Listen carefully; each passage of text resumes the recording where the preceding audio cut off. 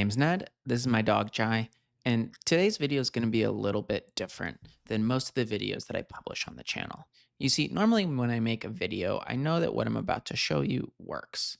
It's pretty much scripted, although not really, but I know that the code that I'm about to show you or the demo that I'm about to give is a concept that you can immediately take and apply.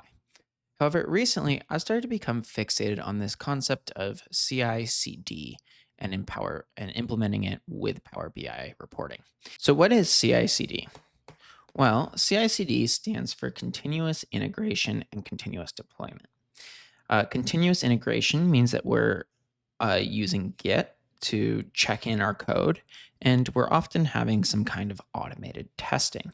Continuous delivery means that as soon as that code or that report is validated, it's essentially immediately delivered and integrated into our Power BI reporting suite.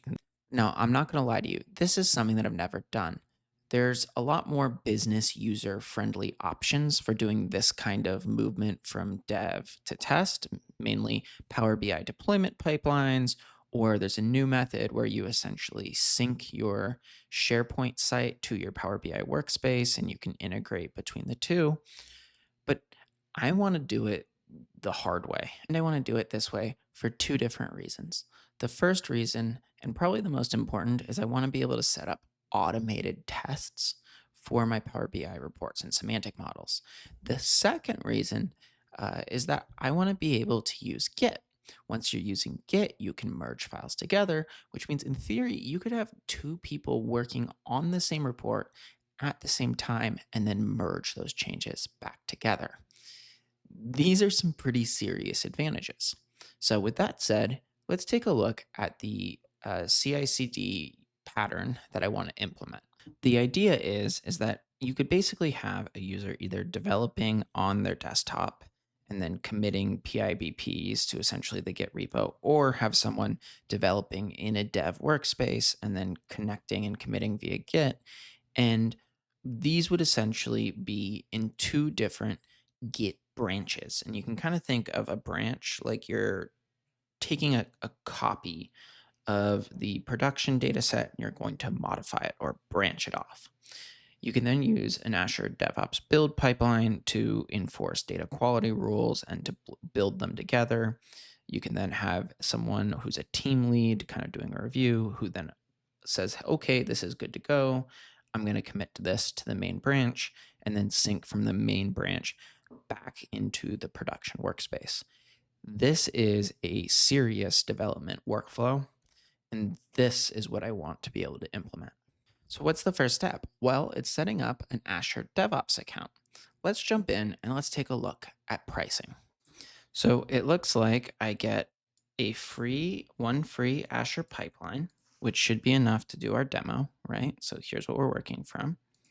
And then I get unlimited private Azure Git repos, 2 GB of artifacts, which I hopefully won't need, and then Azure workboards.